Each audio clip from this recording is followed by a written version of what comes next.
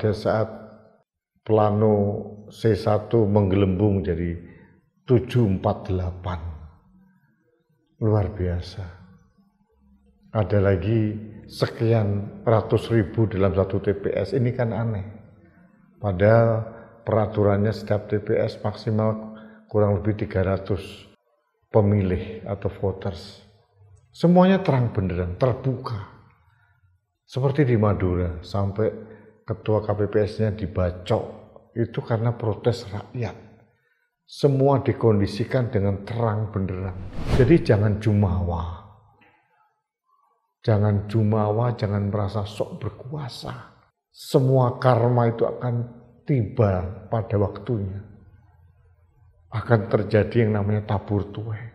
Engkau yang menanam, engkau yang menabur angin, engkau pula yang akan menuai badai.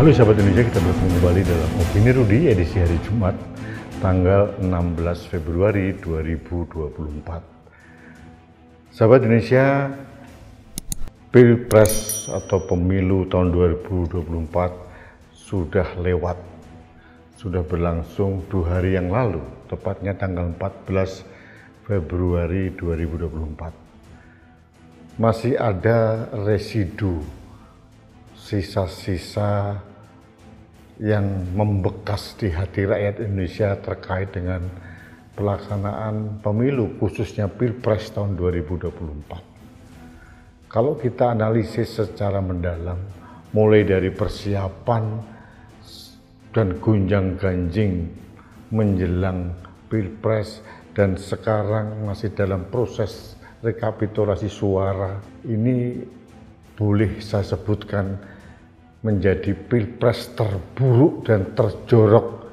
sepanjang era reformasi. Kecurangan-kecurangan begitu kasat mata dan dibiarkan merajalela.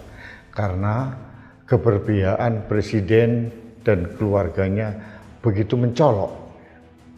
Memang anak presiden ikut running dalam kontestasi Pilpres tahun 2024. Tapi alih-alih menjadi seorang negarawan, Presiden Jokowi dan keluarganya begitu terbuka mendukung anaknya dengan tanpa malu-malu. Seperti di Solotigo, dari mobil kepresidenan yang sedang melakukan kunjungan kerja, konon ada tangan menongol dari balik mobil RI1, katanya tangannya dari Ibu Iriana. Dan tidak ditegur apapun oleh Bawaslu atau KPU, padahal melanggar. Padahal tidak kampanye. Banyak hal. Politisasi bansos, kemudian menteri-menteri yang tidak masuk dalam tim ses dari paslon 02 merajalela kampanye luar biasa. Menteri Perdagangan dalam acara resmi Kementerian Perdagangan berapi-api mendukung Prabowo Gibran, dibiarkan saja. Menteri Perekonomian sama, Bahlil sama. Ini begitu kasat mata. Belum lagi ada cerita-cerita seru tentang intervensi dan intimidasi dari aparat keamanan kepada kepala desa. Dimobilisasi, ada imbal jasa terkait dengan masa jabatan kepala desa. Sudah menjadi ruang terbuka yang bisa dibaca publik dengan jelas. Tidak ada kecanggihan apa-apa, yang ada hanya keculasan. Keculasan yang dilakukan secara terbuka. Belum lagi terakhir bansos. Bansos konon sudah menembus angka 500 triliun. Dilakukan secara masif oleh presiden di setiap kesempatan. Jawa Barat, Jawa Tengah, Jawa Timur. Presiden hari-hari hanya melakukan tugasnya sebagai pembagi bansos. dengan pengkondisian seperti itu. Belum lagi cerita-cerita di balik layar. Belum lagi indikasi penunjukan 20 pejabat gubernur. Belum lagi ada kesengajaan pemekaran wilayah di Papua yang langsung boleh ikut dalam pemilu. Ini terang benderang kasat mata. Sekarang ada problem dalam rekapitulasi real dari KPU. Semua menguntungkan paslon 02. Di satu tempat di Cakung, Jakarta Timur, paslon 02 mendapatkan perolehan suara 74. Tiba-tiba pada saat plano C1 menggelembung jadi 748. Luar biasa. Ada lagi sekian ratus ribu dalam satu TPS, ini kan aneh. Padahal peraturannya setiap TPS maksimal kurang lebih 300 pemilih atau voters. Semuanya terang benderang, terbuka. Seperti di Madura, sampai ketua KPPS-nya dibacok, itu karena protes rakyat. Semua dikondisikan dengan terang benderang. Saya tidak tahu apa yang akan dilakukan oleh tim dari Amin dari 01 maupun TPN Ganjar Mahfud 03. Apakah berani untuk fight di KPU maupun Bawaslu? Jujur, dengan kooptasi pemerintah kepada KPU maupun Bawaslu, saya kok nggak yakin mereka akan berhasil. Karena penyalahgunaan wewenang ini sudah terstruktur, sistematis, dan masif. Harus saya akui, saya malu menjadi bangsa Indonesia karena akan menjadi sorotan publik. Ada dalam satu event di luar negeri mengatakan di Somalia hasil Pilpres diketahui 20 hari, 30 hari ke depan. Di Amerika melalui quick count sekian puluh jam hasilnya diketahui. Tapi di Indonesia sebelum pencoblosan hasilnya diketahui juga. Sebagai contoh, paslon 02, 2 hari sebelum tanggal 14 sudah booking Istora Senayan untuk pesta kemenangan. Jadi ini bukan kecanggihan, ini hanyalah pameran kecurangan karena kerakusan kekuasaan. Jujur, kali ini pertama kali dalam sejarah reformasi saya malu menjadi orang Indonesia yang tidak mampu mencegah kecurangan-kecurangan ini. Semua elemen bangsa sudah bersuara, guru-guru bangsa, rohaniawan, budayawan, guru-guru besar, akademisi, purnawirawan TNI Polri sudah bersuara mengingatkan, mahasiswa sudah mengingatkan. Tidak mempan juga. Pameran kekuasaan ini terang benderang dengan skenario yang sangat-sangat buruk, skenario yang sangat jorok karena bisa dibaca dengan nyata oleh publik.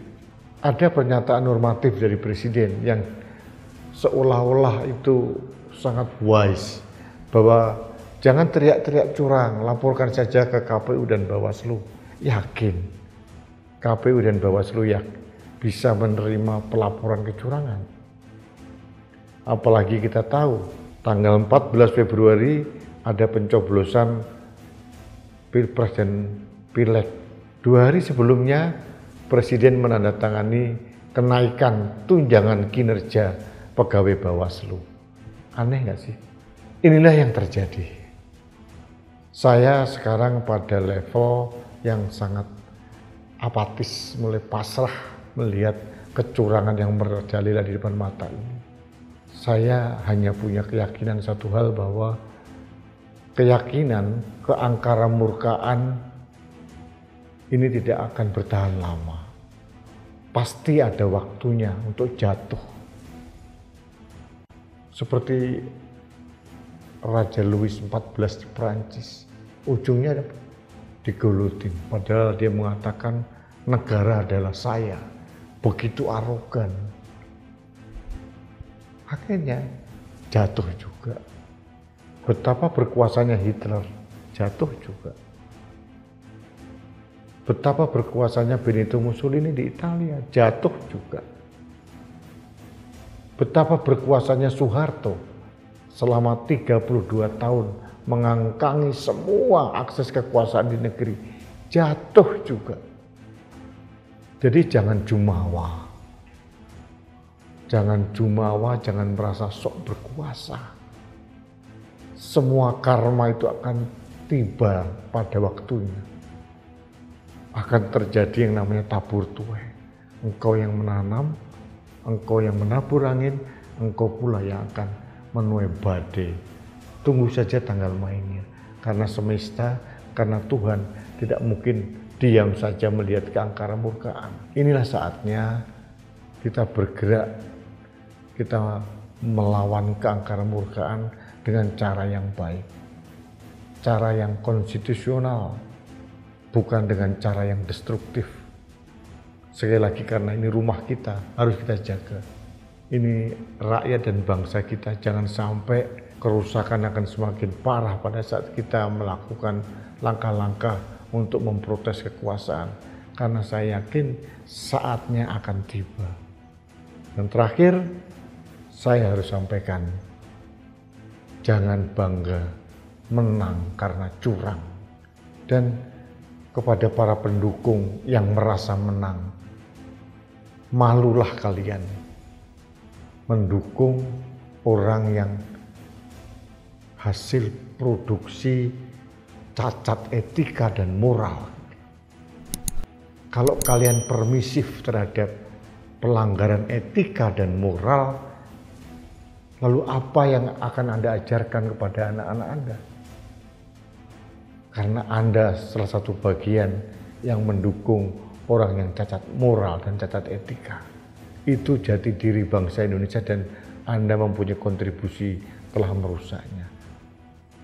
Kita optimis, harus memperbaiki keadaan. Pasti ada jalan. Kebenaran akan menentukan atau menemukan jalannya sendiri. Kita buktikan saja nanti. Terima kasih. Kita bertemu kembali dalam Opini Rudi selanjutnya. Salam satu Indonesia, salam Pancasila, salam Indonesia beretika dan bermoral. Saya Rudi SK.